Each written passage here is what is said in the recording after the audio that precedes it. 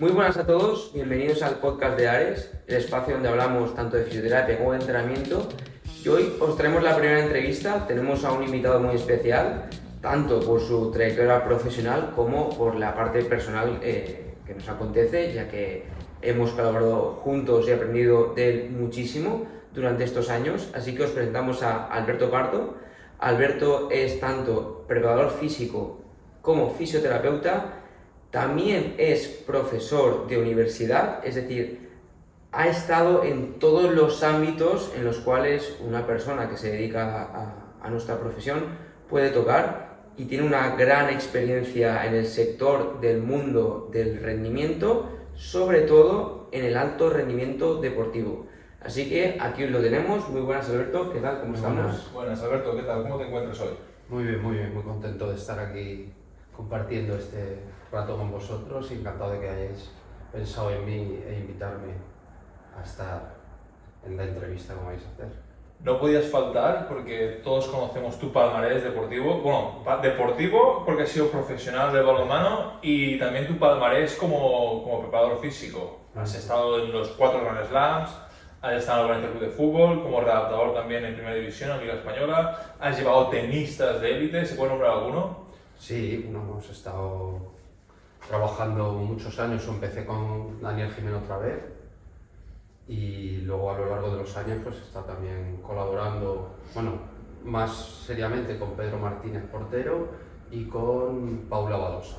Muy bien. Luego he tenido colaboraciones con Roberto Bautista y algún tenista más. Esto está en top 100, ¿no? En ATP. Bueno, el ranking mejor de Dani ha sido 38, Pedro 30 y tantos, Paula 2 en su momento. Y bueno, conmigo cuando estuve colaborando con Roberto, no recuerdo el ranking, si estaba por el 20 por ahí, pero ha estado dentro del top 10. O sea, ha sido un jugador también muy relevante. Élite. Y también sabemos que llevas jugadores de fútbol, que esto ya es un poco más delicado porque ahí entran los clubs y no hay que decir nombres, pero bueno, también llevas jugadores de fútbol. Sí, desde hace varios años con gente de máximo nivel también, ¿no? Sí. Tanto en ligas nacionales como internacionales, alguno has tocado.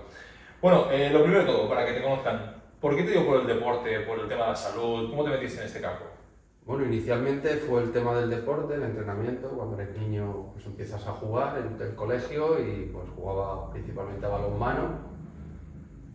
Luego me engancharon para jugar también a fútbol, porque lo hacía más o menos, era zurdo y más o menos me movía bien, pero bueno, a la larga es verdad que ahí me decanté más por el balonmano que por el fútbol, y ahí empezó mi interés por el deporte. Y yo siempre he estado muy vinculado a ver cualquier tipo de deporte, y mi primera idea siempre había sido ser profesor de educación física, la verdad. Profesor. Sí, en principio era lo que veía un poco por el preparador físico que teníamos en el equipo de balonmano, que además compaginaba con ser profesor de educación física, y fue la primera idea que tuve. Luego es verdad que a lo largo de mi formación pues me interesó más casi la preparación física. Porque fuiste dentro de lo que es INEFCAP, ¿qué promoción sería desde que se dio? La tercera. La tercera. La cuarta. La cuarta fue la mía, sí. Ostras, es que... Sí, fuimos de Eres pionero. Sí, nosotros llegamos a cortar la 3 porque sabéis que no éramos una carrera universitaria, y cortábamos la autopista reivindicando un poco que nos hiciesen ya, o sea, 5 años que era la carrera que nos... Se hicieron manifestaciones para que INEF se convirtiese en un grado universitario. Fue una movilización a nivel nacional en diferentes... Y nosotros en concreto nos pasamos un fin de semana en Cheste, profesores y todo, o sea, y encerrados. Y en cierto momento pasamos a cortar. Eso no lo sé yo. La 3, sí, bueno. Tenemos mucho más que agradecer, ¿no? No solo lo que nos has enseñado, sino lo que has hecho. No has dado la profesión directamente. ¿Y cómo ha cambiado tanto ciencias del deporte? Porque la figura de readaptador, porque yo, por ejemplo, yo cuando te conocí porque me rompí el ligamento cruzado y me recomendaron que fuera a ti, pero vamos, sin dudarlo, me planteé en la universidad. Ahí la figura de readaptador en esos años, que hará pues 7, 8 años, una cosa así, estaba, o sea, en el mundo profesional entiendo que estaba mucho antes, después empezó a verse por las universidades. ¿Cuándo dirías tú que nace un poco esa figura o cómo la has visto tú? Bueno, Yo lo que conozco es, por ejemplo, a Carlos Lalín, que para mí creo que es uno de los referentes en cuanto a la redactación y es la primera persona que conozco yo con un perfil así. Y cuando entro en contacto con él, un poco me llama la atención también esa posibilidad de campo de desarrollo en formación y en trabajo. Y es interesante porque él era jugador de balonmano y se rompe precisamente el cruzado, se recupera él y a partir de ahí, bueno, tendría la fase de fisio evidentemente, pero llega un momento que para volver a rendir necesita complementar trabajo un poco más exigente con alguien que conozca métodos de entrenamiento. Él era CAF y entonces termina recuperándose él y formándose haciendo fisioterapia. Entonces quizás sea uno de los referentes que puedo tener. Luego he tenido a Francesc Cos Morera también, que es amigo y también hizo educación física y fisioterapia, o su hermano Miquel, y creo que son profesionales que en ciertos momentos que empezaba yo a relacionarme con este tema, conocí, como Alfonso Mascaró también, y fue quizás para mí referentes de gente a seguir, o que en paz descanse Ángel Basas, que también es otra persona que creo que es referente en el mundo del atletismo, de la fisioterapia, incluso del ejercicio que proponía, pero que nos ayudaba mucho a volver a recuperar la función y el rendimiento, porque él había sido atleta. De los nombres que has nombrado, Miquel y Francesc, que son hermanos, ¿no? Son de Barcelona, ¿cierto? Sí. Y han estado en el Barça y tal, sí que los conozco. ¿En el City también? En el City estuvo, bueno, está Francesc o está con...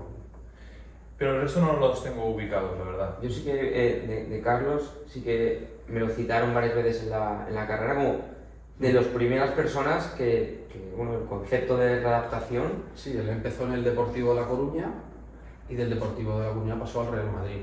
Y luego cuando llegó Mourinho se lo ha ido llevando a todos los equipos que ha ido. Porque esta figura empieza, corrígeme si me equivoco, empieza más por el mundo del fútbol, por la necesidad de los equipos de tener, o no tiene por qué. Que yo conozca sí, aunque sí que es verdad que conozco que en Inglaterra, ¿vale? Las formaciones son diferentes a lo que tenemos aquí, o hace muchos años es diferente, y había figuras ya específicas como que se dedicaban a la recuperación y, de lesiones, y creo que no era ni fisio ni CAF. Es el término medio, ¿no? ¿Vale?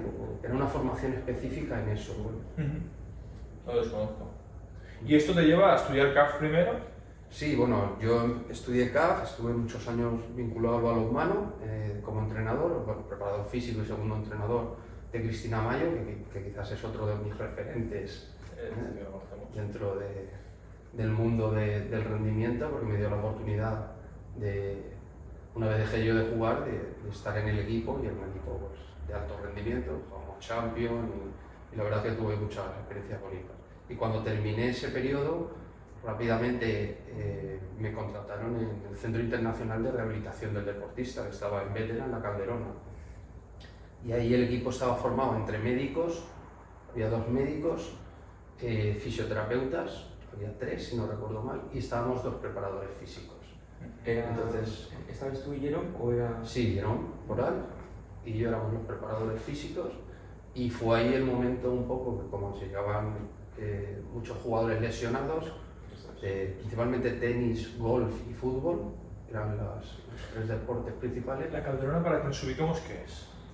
La Calderona es un complejo deportivo y inicialmente tenía hotel, tenía un campo pequeño de fútbol, un putting green, muchas pistas de pádel y de tenis. Y la idea era tenía piscinas y tenía zonas de recuperación. Y abajo tenía un centro de rehabilitación con tecnología de última generación, como los láser, diatermia, aparatos de vibración, isocinéticos. O sea, la verdad es que era... ¿Hace cuánto tiempo estamos hablando de esto? Pues estamos hablando de hace unos 10 años o 12 años. 10 años, que serían los primeros centros así más integradores Sí, que se que empezaban a ver. había un centro, sí. Ya en Francia había este concepto y de por sí el director era Paul Doroshenko, y era un poco el que dirigió un poco el centro, y su idea era esa. Y fue ahí donde empecé a relacionarme más con el mundo de la lesión, vi que me faltaba quizás formación en esto y aprovechando que estaba de profesor en la Católica y que tenía fisioterapia, me matriculé y bueno, no tuve prisa en terminarlo, fui sacando los cursos y me costó más de los 4 años que hay actualmente de formación, pero bueno, no tenía prisa. Sencillamente yo quería el conocimiento y poder desempeñar mejor mi función cuando estaba trabajando con algún deportista. Es decir, estudiaste fisioterapia varios años después de estudiar cine. Sí, bastante. Pues ya era doctor. Y ahora es doctor en ciencia del deporte. Y ahora que, porque el concepto de adaptación ahora ha sonado mucho, ¿no? Y está ese debate de a quién le corresponde, pues por una parte está el tema de competencias legales, luego por otra parte está el tema de quién tiene el conocimiento. Tú que has vivido pues, desde los inicios a la transición de hoy en día y que además estás titulado en las dos partes, ya has compartido trabajo, te has coordinado con fisios, médicos de todo tipo, ¿crees que un readaptador para ser bueno debe de también tener la titulación de fisioterapia?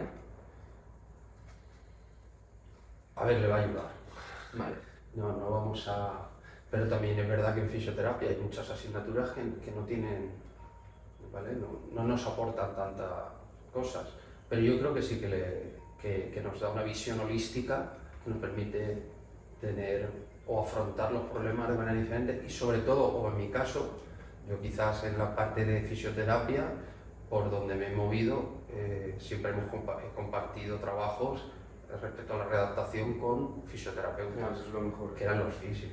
Y yo me dedicaba más a la parte de volver al rendimiento o de facilitar esa recuperación, pero siempre en colaboración con los fisios. Entonces quizás ellos han tenido más peso y más práctica, más conocimiento en eso, y yo he sido el complemento para volver a rendir. Y la verdad es que esta interacción creo que es muy positiva. El haber hecho fisioterapia me permite entender mejor cuando ellos hacen las cosas y que nuestra interacción hacia el deportista, que es realmente el protagonista, vaya en una dirección adecuada y mejore. Claro. Es que ahora con todo este debate, al menos, aquí al final los tres sí que tenemos las dos titulaciones, entonces no estamos ni en un bando ni en otro, pero yo opino lo mismo, que al final lo mejor es siempre poder trabajar en equipo con alguien que sepa más que tú de un ámbito, bien sea más hacia el ámbito sanitario o más hacia el ámbito de rendimiento, porque saber de todo es imposible. Incluso la fisioterapia, los mismos fisios deberían estar especializados en diferentes, diría hasta partes del cuerpo, fíjate. Sí, que es otro y de nivel. por sí hay gente que solo trata rodillas, y solo trata rodillas, o solo trata caderas. Pasa lo mismo, los fisios, el problema que tenemos o que tienen es que sí que dominan la patología, pero no saben el punto final donde hay que llegar, es decir, volver al deporte, entonces se pierden un poco igual en el camino del proceso de adaptación. Y posiblemente al CAF le puede pasar lo contrario. Las fases iniciales le cuesta un poco más entenderlas o poder trabajar sobre ellas, y en las fases finales mucho... Incluso las limitaciones que puedes tener a lo largo del camino. O sea, yo entiendo que una persona que está lesionada y ha tenido una cirugía y ha estado mucho tiempo parada, ya no es que se recupere y vuelva a estar, no es que toda su vida tiene que hacer un trabajo de prevención que tiene que ser dirigido por alguien. Claro.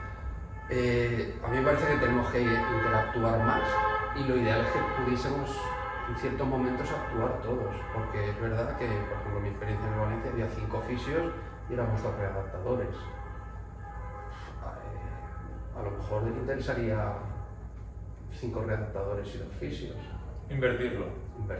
Claro, si Yo gente creo que sí, sí, y si tiene la doble titulación, más. Claro, te puedes entender mejor. Yo creo que una cosa muy importante también, a mí porque yo también empecé siendo entrenador y yo me identificaba como entrenador, y cuando estudié fisio, pues bueno, ya me identifico ahora mismo más con fisio, pero algo que me aporta mucho es saber qué es lo que no tengo que hacer. Y eso ya, simplemente, aunque ya saber que esto no me toca, igual no sé hacerlo, pero sé que no lo tengo que hacer yo, y le llamo a un compañero o a otro fisioterapeuta que sepa de ese tema, y por esa parte sí que creo que el CAF, o el concepto de adaptador, o debe de estudiar fisio, o debe, como muy bien has dicho, de rodearse para saber al menos lo que no, igual que el fisio tiene que saber, mira, esto aquí no llego, que es normal, y tener a alguien, una referencia, ¿no? Sí, igual que hay banderas rojas en fisioterapia, en ciertos momentos durante la readaptación hay banderas rojas, cosas que no hay que hacer y necesitas de un poco la persona que esté capacitada en ese momento para que nos ayude a limitar lo que es el ejercicio o la serie, la carga de trabajo o ciertos rangos de trabajo que en esos momentos No toca. no son susceptibles de ser trabajados. Claro, porque hay, yo por lo que veo, el adaptador que es más fisio, igual puede pecar incluso de infraentrenar, vamos a hablar, y que al volver no tolere, ¿no? Sí, yo creo que ahí, yo por ejemplo, en mi experiencia, el haber hecho primero CAF y años después fisio ha condicionado mi forma de trabajar. Yo creo que si se hace al revés, condicionaría de otra forma, y si has sido deportista y has trabajado en alto rendimiento, o sea, te han sí, has sudado y sabes lo que es sufrir y la capacidad de entiendes las cosas diferentes a si no has hecho ese tipo o no has tenido esas experiencias vividas. Claro. Ser deportista o haber entrenado para ser redactador es un punto fundamental, creo yo. Si no, es imposible que incluso aunque no hayas llegado a alto rendimiento, sencillamente que hayas entrenado. ¿Hayas competido en amateur? Sí, yo ahora en la facultad muchas veces, una de las asignaturas que imparto es entrenamiento deportivo y pregunto los primeros días quién va al gimnasio, quién entrena, sí. Y es increíble, algunos es que no van a digo, pero es que este año hay que apuntarse, aunque sea 3 meses, solo para ver qué hay en un gimnasio. Sí. Esa pregunta nos la hemos copiado de ti y nosotros cuando damos alguna formación en la universidad, la primera pregunta que hacemos es esa también. Porque si quieren ser expertos en ejercicio terapéutico, qué menos que probar a entrenar y probar todos los ejercicios. Sí, para cerrar ese tema, yo creo que los fisios están un poco entre los traumas y los CAF, ¿no? Estamos ahí todos, pero en vez de buscar pelear una profesión contra otra o que de las competencias, es más unificar, hablar el mismo lenguaje para entendernos todos, tanto los fisios de los traumas y como de los CAF, hablar, porque el objetivo tiene que ser recuperar al paciente. Es que es el protagonista. Pero muchas veces el ego, ¿no? Tú eso también lo has vivido, has tenido alguna experiencia con los egos. Hay muchas veces que parece que ahora toca y tiene que hacer más camilla y tal, y yo a mis jugadores siempre se lo he dicho, y lo he dicho delante de todo el mundo, menos camilla, más, por ejemplo, los jugadores están muy acostumbrados, yo me tomo la camilla y que me movilicen, no, movilízate tú, o sea, es mucho mejor la movilización activa que pasiva, y cuando te necesiten será mucho más efectivo que te ayuden a que estés acostumbrado a eso todos los días y cuando lo necesitas el estímulo no es el mismo, es muy diferente, en mi opinión. Entonces, que hay que huir más de la camilla y tal, incluso los fisios deberían de echar de la camilla a los jugadores cuando toque, exacto, cuando vean que no es el momento de hacer ese tipo. Dentro de la fisioterapia, como fisioterapeutas puros de camilla, ¿tú crees que está habiendo una tendencia más hacia el ejercicio y que ya todos marcan ejercicio? ¿O aún ves que hay mucho fisio purista donde el centro es la camilla y todo es terapia? No, yo creo que está habiendo una tendencia muy grande a eso.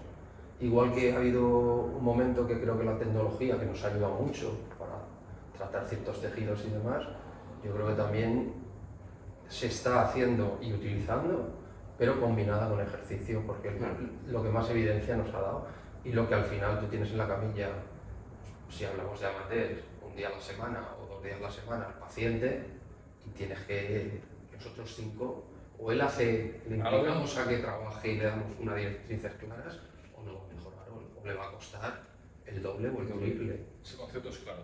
O sea, hacer participar al paciente y que él trabaje por su cuenta. Entonces, para poder prescribir ese ejercicio, tienes las dos opciones de combinar con un preparador físico, que yo creo que muchas clínicas como la vuestra tienen los dos perfiles, o que ya tienen personas que integran ambas formaciones Exacto. Y sobre todo, no centralizan sobre una persona todo, porque muchas veces perdemos la capacidad de análisis porque estamos empeñados en una cosa y obsesionados y somos incapaces de ver, y a lo mejor llega un compañero y te dice, oye, pero esto... ¿Te lo has pensado? Yo la semana pasada estuve aquí comentando un caso de un disco, ¿vale? Que se nos estaba atragantando y revisando un poco todo lo que habíamos hecho y si había...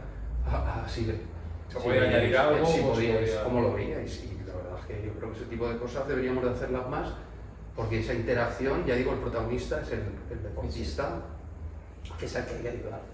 Y además el feedback que me dais a mí me enriquece, no es que, oye, yo llego hasta aquí y no conseguimos dar el salto, pues se me escapa algo, no estoy haciendo alguna cosa que pues, siempre es bueno. Muchos psicólogos lo que tienen son otros psicólogos donde exponen sus casos, pero ya de forma, en ellos es algo habitual. Oye, vamos a revisar estos casos y es como una rutina, no sé con qué frecuencia, y para ellos es normal porque ven que tiene que ser así porque saben que es muy fácil, pues, somos humanos, nos podemos sesgar.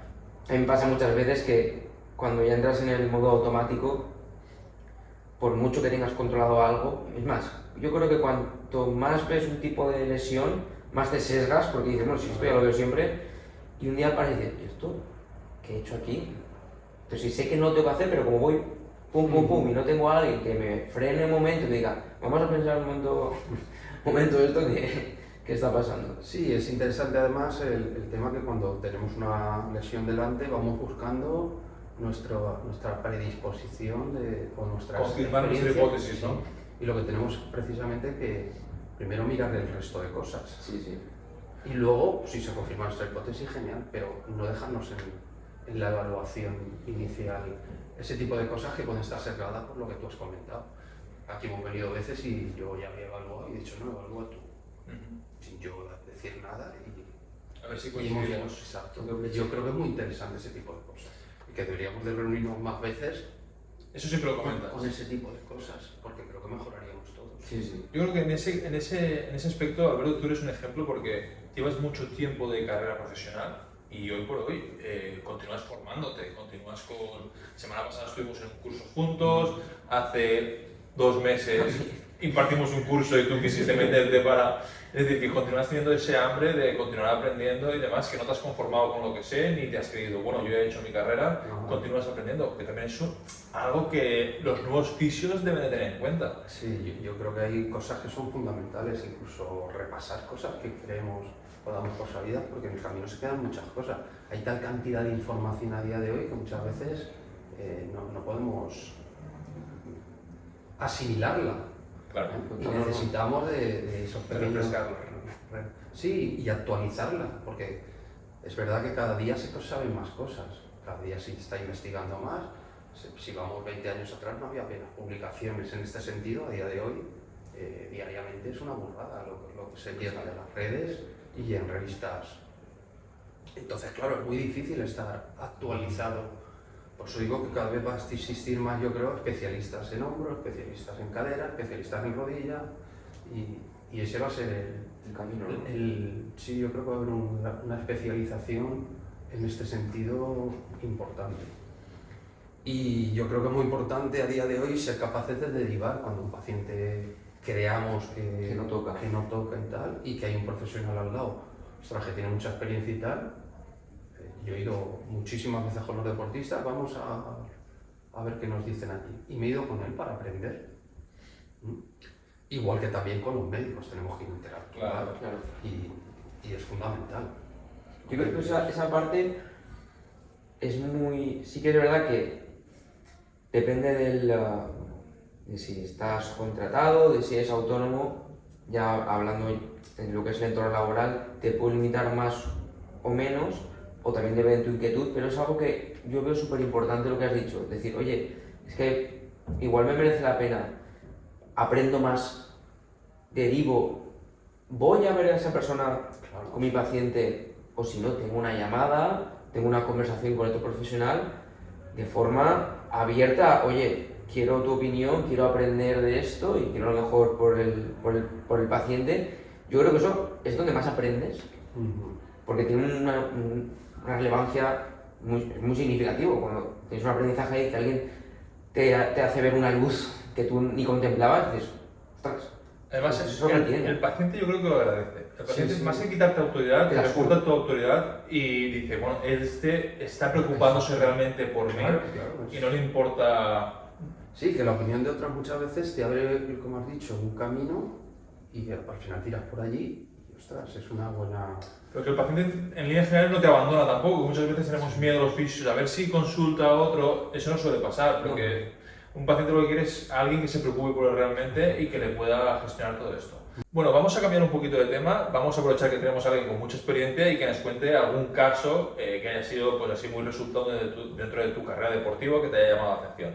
Lo primero me gustaría preguntar por la élite. O sea, algún caso de algún deportista de élite que digas, este caso fue un reto y lo sacamos adelante o no lo sacamos adelante y también aprendimos de ello.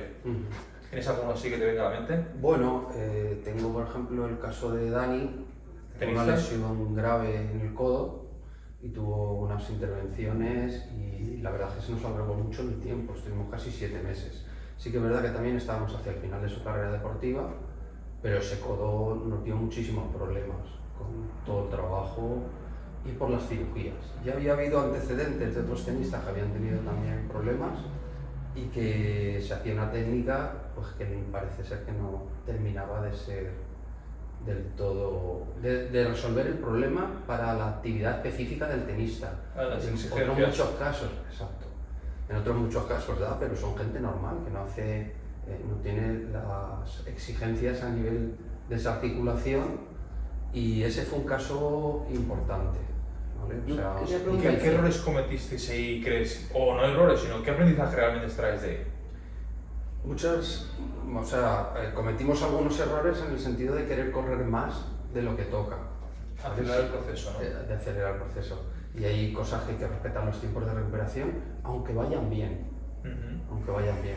Porque a la larga ganamos tiempo. O sea que hay que respetar los plazos y también, por otra parte, lo que has comentado, que muchas cirugías son óptimas para un paciente de la vida cotidiana, vamos a llamarle, pero para la élite se necesitan otro tipo de cirugías o otro tipo de tratamientos. Sí, otro tipo de atención, ¿vale? Y sobre todo de cara a pensando a que tiene que volver a rendir. Claro. O sea, no me vale que pueda entrenar. Tiene que entrenar y rendir, porque si no está al máximo nivel, empezamos también con un problema a nivel psicológico de que no va al brazo, la derrota viene por el brazo o viene porque no estoy todavía en forma o hay inhibiciones que se dan, empiezan los miedos y empieza la incertidumbre de si voy a poder volver a jugar a tenis en condiciones óptimas y a ganar un partido, porque eso es fundamental para el tenista y además ellos solo ven eso. El problema del tenista además es que si no juega, no cobra. Claro. Y va en función de sus resultados el que puede. Es un autónomo. Es un autónomo, efectivamente. No es como otros deportes que uno está lesionado y sigue cobrando todos los meses. Y en este sentido, a nivel psicológico también hay que tener, el enfoque es diferente y hay que tener más sensibilidad, creo yo. Ahí quería preguntarte algo que creo que le puede interesar mucho a la gente. Cuando tratas con este tipo de deportistas de élite, ¿cómo les haces el seguimiento? Porque obviamente en persona tú les ves, pero ¿cada cuánto hablas con ellos? ¿Cómo es la comunicación con ellos? Cuando están aquí todos los días entrenamos, damos un día libre o tal, pero puede ser que el día libre no sea el domingo, ¿vale? Aquí no hay días libres establecidos claramente. Y cuando están fuera, lo que hacemos es, cada 2 días por lo menos, estamos en contacto y todos los días más o menos se le manda tareas. Vale.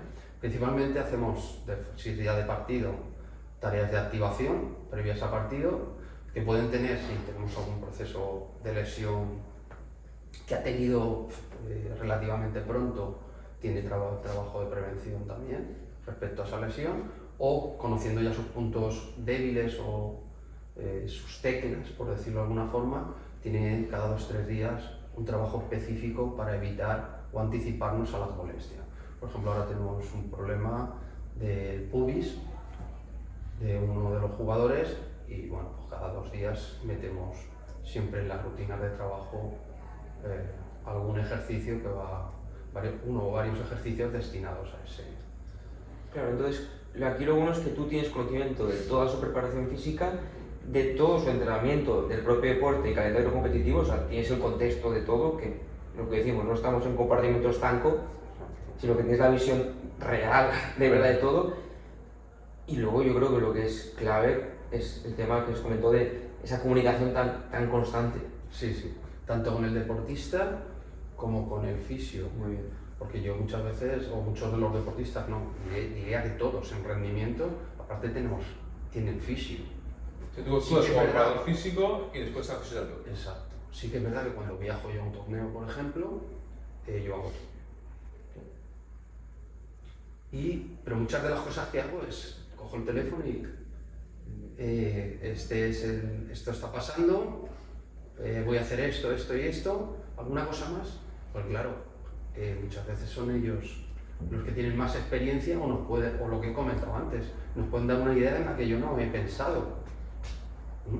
¿Abordas igual los diferentes tipos de deporte, tanto tenis como fútbol? Es que yo siempre he mirado a los tenistas como que tienen una fortaleza mental muy marcada. Diferentes. Viajar solos, es muy solitario. Claro. Y vosotros le acompañáis muchas veces, pero aún así lo veo mucho más duro a nivel mental que a un futbolista. Pero a la hora de abordar su preparación física lo haces muy similar. Bueno, teniendo en cuenta la especificidad del deporte, yo trato de trabajar siempre en función de debilidades, corregir debilidades y potenciar puntos fuertes, evidentemente. Y muy diferente, yo creo que trato a todos por igual, no trato de hacer muchas diferencias. Con gente amateur igual sí que es diferente porque vienen 3 días y lo organizo de otra forma. Con gente que tengo 5 o 6 sesiones semanales, puedo jugar de otra manera y esta gente sí que tengo muy en cuenta la competición.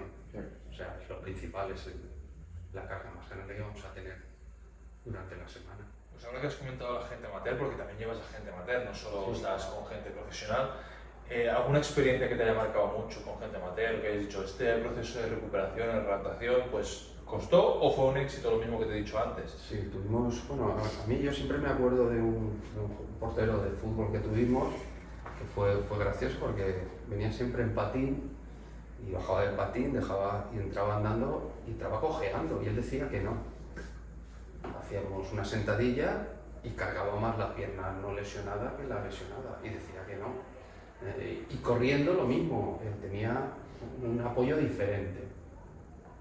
Entonces ya llegó un momento que no sabía cómo transmitírselo.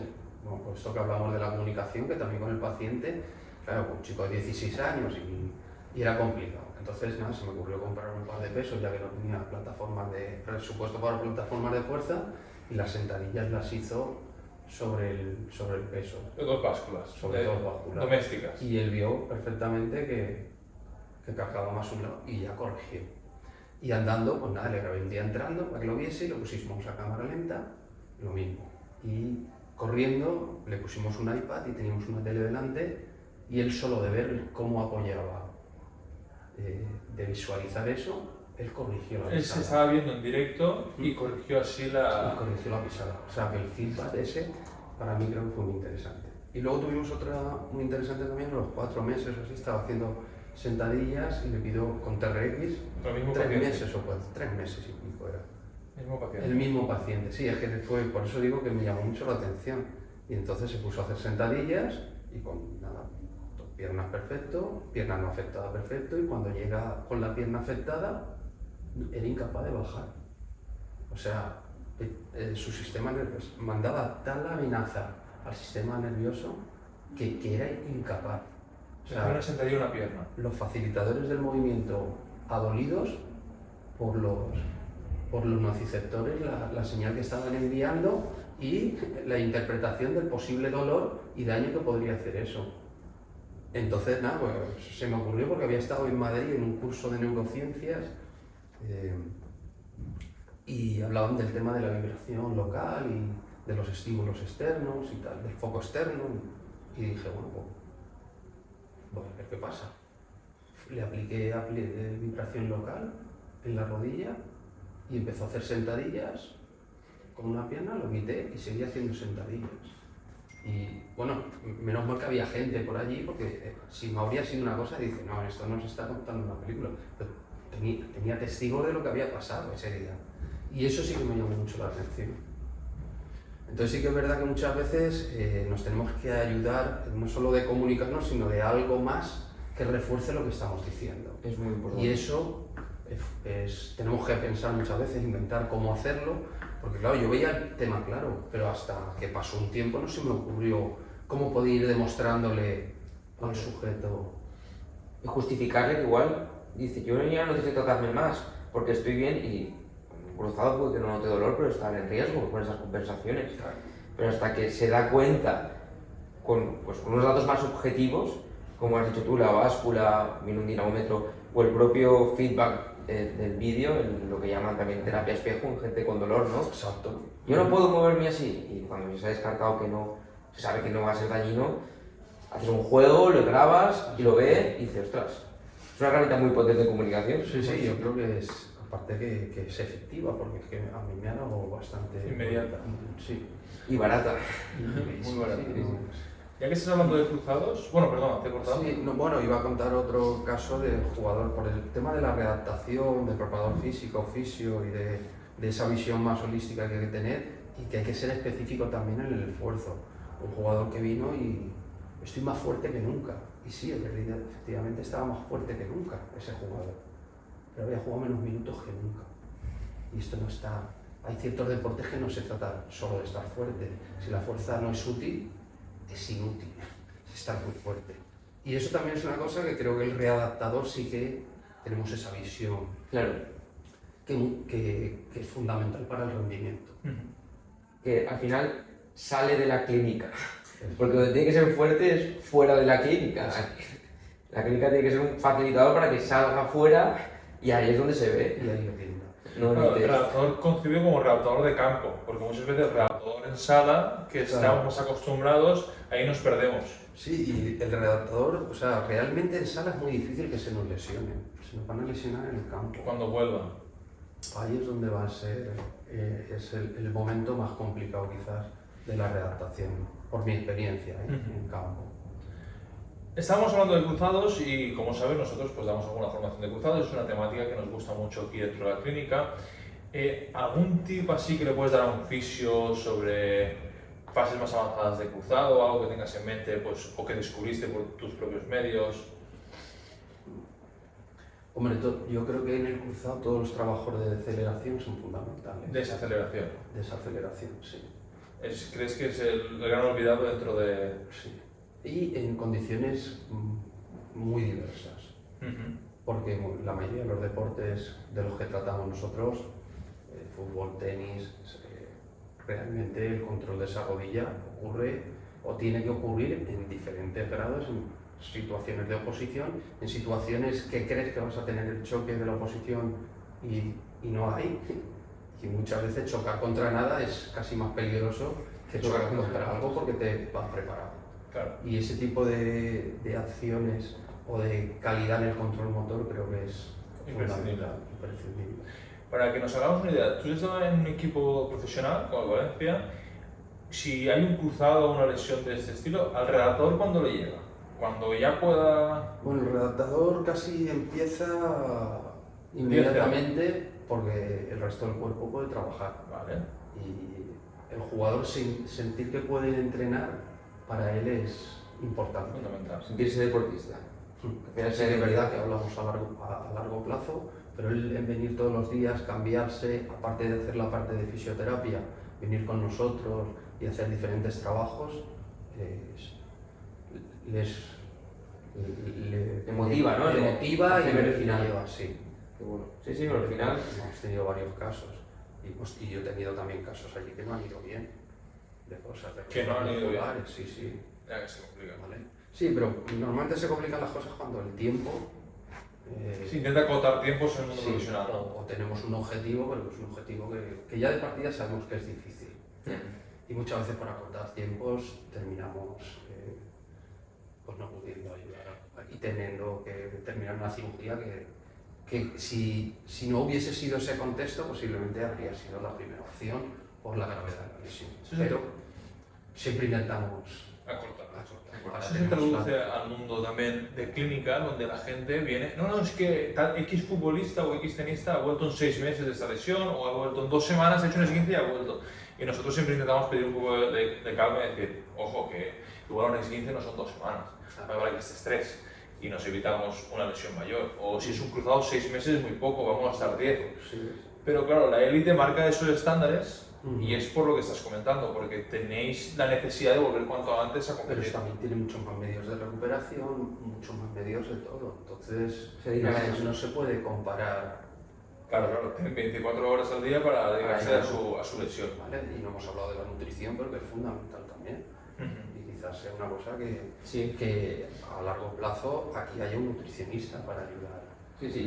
Cuanta más demanda Claro. deportiva, si tú le metes carga de trabajo, ¿no? Y no tiene la capacidad de recuperarse, pues ya podemos hacer cosas que no, Claro, no es tenemos. fundamental lo que come el sujeto en ese periodo, además, que baja su nivel de actividad y entonces tenemos que regular un poco eso, porque, por ejemplo, en una rodilla es fundamental el tema del peso. Claro.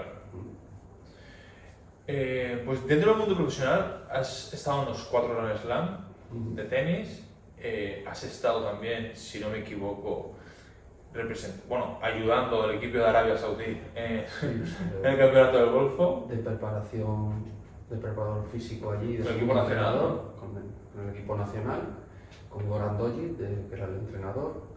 Y por ejemplo, allí me llamó mucho la atención que en Arabia fisioterapeutas A eso quería preguntarte. No hay, no existen, no ¿no? existen. Vino un fisioterapeuta de Marruecos y había jugadores que venían a hacer cosas más conmigo porque hacía cosas muy Raras, ¿no? no raras, pero ostras, para una selección nacional yo creo que se podían hacer más cosas ante ciertas situaciones. Sí que es verdad que una selección, si un tío está lesionado no te lo traes. Ya. Pero bueno, que hay actuaciones para recuperar gente o para hacer cosas de prevención de gente que ha tenido una lesión, que sabemos que ha venido de un esguince de tobillo, que tiene tendencia por su historial médico a tener recidivas en eso, cosas de prevención o cosas que se hacían allí que a mí me llamaban la atención, la verdad. Y en el tenis también ves diferente entre diferentes países o entre jugadores de diferentes países la forma de abordar los problemas, o más o menos ya la fisioterapia es homogénea, la preparación física es Bueno, homogénea. yo creo que ahí es, claro, el top 10 o el top 20 se llevan a su fisio, ya para empezar. Se llevan a su fisio Pero detrás. en todos los torneos de ATP y Challenger, el torneo tiene que poner fisioterapeuta. O sea, que hay médico y fisioterapeuta. Y cualquier jugador puede ir a ser tratado. Entonces, la ATP tiene sus fisioterapeutas que viajan por todo el circuito y les tratan. Y los conocen, porque claro, Claro. a lo mejor el primer año no, pero el segundo o tercer año ya te han pasado todos y Claro. conoces y sabes. Ujú. Y entonces, depende también del torneo, hay más fisioterapeutas o menos, claro. Claro. La importancia del torneo, porque la importancia del torneo también, el número de jugadores es mayor. Y para chicas y para Presupuesto. Exacto. Eh, Incluso la maquinaria que hay. Claro, los O sea, medios. Efectivamente. Cuando vas a un Grand Slam y de todo. Diatermia, o sea, lo que pidas prácticamente Lo tienes. Vale, pues volvemos a cambiar de tema y ahora ya me gustaría centrarnos un poco con los nuevos readaptadores. Si tendrías algún consejo para esta gente que aspira a ser readaptador o fisioterapia deportiva, ¿qué consejo les podrías dar? Uno, formarse en lesiones, Formarse en lesiones. mucho. Porque das por sentado que el readaptador tiene que ser graduado antes del deporte. Sí, Ese para ti es la base. es la base y además de las competencias por ley, que es esa. Vale. Y Entonces, yo Formarse. creo que se tiene que formar y tiene que ir a trabajar de la mano un fisioterapeuta. vale. O sea, tienen que ir de la mano juntos. Porque eso es lo que más va a enriquecer. Y si a esa mano podemos tener detrás un médico Que que también nos empuje, dé un feedback, es genial. Luego, otra cosa que creo que es importante es la anatomía palpatoria, ¿no? El reconocer las estructuras musculares, dónde están, por dónde pasan. Y yo creo que eso es una cosa importante que si es un CAF no tiene. Ujú. Saber reconocer la parte más estructural para Sí. poder al menos decir, oye, esta estructura, Claro. pues bueno, puede ser que tenga que tratarla más el fisio, derivar al médico, al menos para reconocer, ¿no? Y la anatomía funcional al final, este músculo qué función tiene, qué hace, quién le ayuda o por qué puede estar ocurriendo esto. O porque porque hay una debilidad en ese músculo cuando observo un movimiento y tengo que pensar quién es el que está causando el problema. Entonces eso nos ayuda a anticiparnos a lo mejor a la lesión. Cuando hay una lesión hay una serie de compensaciones, por eso esa visión holística de que hay que ver que a lo mejor esa lesión de rodilla ha venido porque hay un control insuficiente de los estabilizadores del tronco. Claro, entonces afecta a toda la cadena cinética, ¿no? Y ahí es donde... Y el origen no es una debilidad de la rodilla, el origen viene de arriba y en un componente medio lateral, si arriba no sujeto, la rodilla puede ser... A más carga que le des, Claro. más va... Sí, Eso se ha visto que, por ejemplo, en el cruzado la inclinación del tronco es un factor determinante para la lesión. Es muy determinante. Más que el valgo de Más que el rodilla. valgo de rodilla. por eso digo que al final ese tipo de cosas son fundamentales que se integren y se vayan conociendo. Y la forma más fácil es venirse con el fisio, ver la lesión, ver cómo se trata, ver esa anatomía de las estructuras, ver las pruebas funcionales, cómo se testa, porque son muy diferentes los test que hacemos en rendimiento, aunque sean amateurs, pero que los test que hace el fisioterapeuta. Y al revés diría, que el fisioterapeuta tiene que entender que hacemos esos test de rendimiento y que eso tiene que tener una buena calidad de ejecución a nivel técnico y a nivel de capacidad de utilizar la fuerza, de aplicar la fuerza en el tiempo que hay para hacerlo. Todos los test de salto, ¿no? Todo... Salto, de lanzamiento, Claro, al menos poder entenderlos, o que no los hagas. Claro, sí, no, si no tienes que hacerlos, pero nosotros también tenemos que entender los otros. Sí, Claro. ¿Vale? totalmente. ¿Llevas 10 años como profesor universitario o más? Más. Ya demasiados. ¿Cómo ves las nuevas generaciones? ¿Crees que vienen más preparadas, que van más relajados? Yo creo que antes nos metíamos en las carreras por pasión, ¿Vale? había más vocación, si queréis más. Y actualmente tenemos gente más preparada porque viene con notas muy altas de corte, por ejemplo en CAF la nota de corte es alta, es bastante alta, pero creo que hay mucha gente que no entiendo por qué se ha metido ahí. No le gusta. Sí, no le ves apasionado. Claro. Yo en mis clases, por ejemplo, ayer puse en marcha una dinámica y al final de la clase dije, vamos a intentar hacer en estos días una dinámica, aunque igual me lleva un disgusto, ¿vale? Díganme 3 cosas que se les ha quedado de las 2 horas que hemos estado en clase, pongan 2 dudas y una pregunta. Entonces ellos la semana que viene lo traerán. Pero claro, si de las 3 cosas que han entendido en clase, de las que yo he hablado, no, el problema lo tengo yo, posiblemente, si eso ocurre en muchos casos. Si no has transmitido... Exacto. Por eso es importante. De todas formas me he ido un poco quizás de la pregunta que me habéis hecho. No, Cómo vienen, y yo creo que hay gente que sí que tiene pasión y tiene interés, y hay otra gente que no tengo claro por qué vienen. Ya. ¿Vale? Porque todo el mundo estudia ahora, ¿no? Y que mucha Sí. gente dice, pues, no me gusta nada, me meto aquí o... Sí, efectivamente. O aquí si soy profesor, 3 meses de vacaciones, pero no saben lo que es estar luego ahí. Claro. Al final, yo creo que nuestra profesión, bien sea entrenador, fisioterapeuta, es pura vocación. Sí. Sobre todo los inicios donde no te salen las cosas, tienes que estar peleando. Yo creo que la base Y es ayudar. ayudar. totalmente. Creo que son 2 de las profesiones donde más formación continua existe. Es decir, que es un camino que no es terminar la carrera Bueno, y sí. ya está. Es un camino... Por ejemplo, yo sí que he notado que hay mucha más oferta en fisioterapia de cursos de formación y mucha más cultura de hacerlos que en educación física. Sí, fisioterapeutas... Posiblemente en educación física o te dedicas al rendimiento y sí que ves que necesitas más, pues si vas a dar clases de educación física parece que con lo que te han dado puedes tirar y que no tiene importancia, cuando creo que es fundamental. Yo eché de menos cuando estudié CAF que estaba muy orientada a ser profesor de instituto y no abría tanto el mundo al rendimiento y a la salud.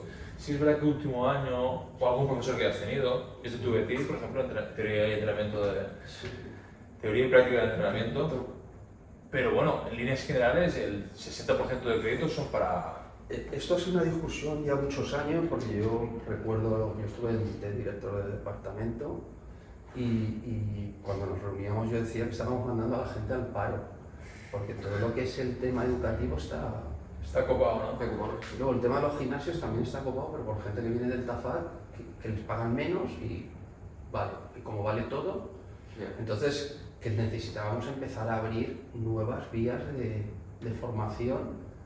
Y una de ellas era el rendimiento y la otra, por ejemplo, el tema de la salud.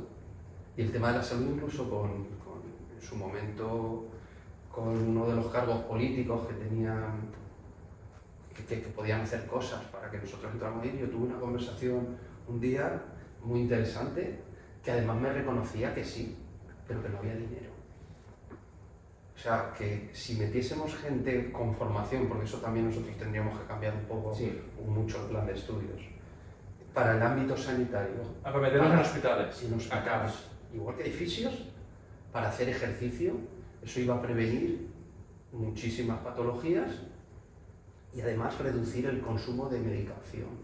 Yo estoy convencido de eso. Que sería un ahorro realmente a nivel nacional. Y de calidad de salud y de ayudar realmente al paciente. Yo creo que también la población ahora está un poco más polarizada. O hay mucha gente que se cuida y hay gente que está mucho más dejada. Sí. Entonces, creo que el sistema sanitario se va a ver colapsado por la gente que no se cuida y la gente que se cuida pues van a durar 150 años. No lo sé, pero es posible. Bueno, vamos a ir terminando. A mí me gustaría preguntarte un libro que te haya marcado. Un libro de referencia o que te haya marcado o que recomiendes sí o sí para un redactador. Bueno, yo creo que, no sé exactamente de redactación a lo mejor, pero a mí Michael Boyle, con el entrenamiento funcional y todo eso, a mí han sido libros que me han gustado mucho. Son libros sencillos, ¿no? Porque ese justamente me lo he leído yo, pero que te aporta, va al grano. A mí es el que más me ha marcado a nivel, mira que es simple, y recuerdo la frase que decía, antes de ser chef tienes que ser cocinero, creo que decía, primero tienes que copiar recetas de otros antes de poderte inventar. Me acuerdo de esa reflexión que tenía y es los que más me han marcado. En ese libro me quedé que de 8 a 12 repeticiones o sube el peso. Lo dejaba claro. Y todo lo demás. Y decía, pues ya está, esto es intensidad. Sí, yo creo que es un libro que para empezar y para abrir es interesante. Yo me leí justo al terminar el CAF. Ese libro, y dio fuerte. Ese libro hubo un momento que todo el mundo lo tenía en la mesita, o todos los que... Sí, es mítico. Vale, una formación que recomendarías a todo el mundo. La vuestra. La nuestra, ahí está. Y me ha parecido estupenda. O sea, ¿Estuviste alumno de nuestra formación de ligamento cruzado? Mucho, creo que fue muy completa y el equilibrio entre la práctica y la teoría era adecuado y a mí me gustó mucho. Muchas gracias. No te he hecho la pregunta para que respondieses No, eso, pero yo tampoco, pero es verdad. Hombre, el otro día estuvimos aquí en una de Clinical Pattern y me pareció también muy una pasada, sí. Mucha calidad, o sea, muy buena y comunicando muy bien. Muy potente. O sea, un saludo a Francesc. Exacto. Y que tenemos aquí en Valencia gente muy buena también. Muy buena, sí. Eso es una cosa que también vi el otro día, que hay muchos referentes en Valencia. Sí, está Chaume también. Jaume Pérez. Y da cursos y tal. Igual deberíamos de conseguir reunirnos una vez al mes y charlar y tener una apuesta en común entre todos de cosas para mejorar. Totalmente. Pues sí, eso sí que sumaría. Eso, vamos, sería una bomba. ¿Algún autor de papers que recomendarías o que para ti ha sido referente? ¿O qué te ha servido? ¿Qué te ha servido? Pues no sé, ahora me pilláis así un poco... O temáticas que digas, mira, esto sí o sí, cualquiera que quiera dedicarse a la adaptación tiene que conocer o Hombre, es que ahora hay por ejemplo, toda la parte del tendón, ¿vale? Creo que ahí hay varios autores que... Como Jim Cook, ¿no? De compañía. Sí, que creo que nos han dado un salto en el tratamiento de ese tipo de lesiones y es una lesión muy habitual. Sí. Entonces, toda esa línea de trabajo a mí me parece muy interesante. Te salido mucha cosa. Sí. Cosa nueva de teorías, de cómo tratar. Hace poco, hablando del Aquiles, Vi un artículo que comentaba que más que meter más ejercicio, simplemente reduciendo la carga compresiva, poniendo alguna especie de cuña o modificación del día a día, tiene un efecto mucho más potente que sobretratarlo. O sea, no irritarlo va a ser mucho más potente. Mucho más potente que meterle ejercicio directo, ¿no? Es bastante interesante, el tema, por ejemplo, de la restricción del flujo sanguíneo también, pues creo que es una cosa que puede ayudarnos también. El tema es que no nos podemos pasar, no podemos abusar en ese tipo Claro. de... Muchas veces nos obsesionamos con una cosa y no por más es mejor, Totalmente. sino que incluso... Hay que tener todas las herramientas dentro de la caja, ¿no? Y usarlas de forma adecuada. Yo, por ejemplo, ahora tenemos a la tenista con el hombro, que es otra lesión que se nos está atrancando bastante y ha estado 3-4 meses ya sin competir, volviendo a competir, pero en las condiciones que no tocaban. Y ha estado en Madrid esta semana. Hoy estoy pendiente de una llamada de los doctores, doctor Leyes, que la ha atendido para tener el feedback. La semana que viene teníamos previsto que se fuese de vacaciones. No se va. Posiblemente sí, porque yo creo que de cabeza necesita ahora bajar. Un break. Sí. Porque Sí, ya ya 3 con meses, a lo 2 o mejor. 3 días de trabajo para hacer ejercicio muy simple, pero yo creo que es importante, que muchas veces queremos apretar tanto Que satura, ¿no? que estamos saturando y a lo mejor esa lesión, si dejas que descanse un poco, no es contraproducente, ¿eh? Totalmente, estoy muy de acuerdo en esto. Yo gente he cruzado muchas veces, cuando los veo muy saturados, digo, esta semana ni vengas ni hagas nada. Es un burnout. Ve si pásatelo bien. Exacto, es un burnout. Yo creo que hay que bajar, que en eso también tenemos que ser... O sea, hay gente que hay que empujarla, pero hay otra gente que hay que frenar. Hay que frenarla, sí. Y cuando se trata de élite, en líneas generales hay que Hombre, frenar. mira, no he jugado. Mañana entrenamos tal. Tienes un viaje, vas a llegar a las 4 de la mañana. Sí. Pues a lo mejor no interesa tanto entrenar. Lo tienes que dormir. ¿Vale? O lo contrario, ¿no? Oye, esta semana, ¿no? Una semana, ¿vale? Pero la segunda semana que me hace eso, no. Oye, entrenamos y si está muy cansado, haremos otra cosa. Claro. Pero el hábito no se puede perder. Exacto. Porque el hábito es lo que hace al final que Esa- lleguemos a donde queremos ir. Pues ahora sí, para terminar, Alberto, no vamos a decir cuántos años tienes, pero sí que vas a decirnos tus marcas personales actuales en press banca y en sentadilla. La sentadilla no la sé porque no me pongo tanto peso para que la espalda no me... Vale. Pero en pre-banca, bueno, no sé. A una RM, ¿eh? Es que no llevo una RM. Pero bueno, el otro día... Yo te he visto calentar con 100 kilos. Por eso llevo mucho tiempo sin hacer, entonces esta semana que he ido a trabajar, he puesto los 100 kilos para hacer mi test, he hecho 6-7 repeticiones Con 100 kilos. y creo que me dejaba 2 o 3 en reserva. Después ya no de 3 tengo meses más, sin por si hacer acaso. banca, ¿no? Sí, sí, no, porque estaba por la plaza, como sabéis, y no, Sí. no he podido entrenar. Pero Pero bueno, voy a volver. Esta semana ya he ido mucho. un par Se de la días. preguntaremos, te preguntaremos la marca Voy de... a la progresión.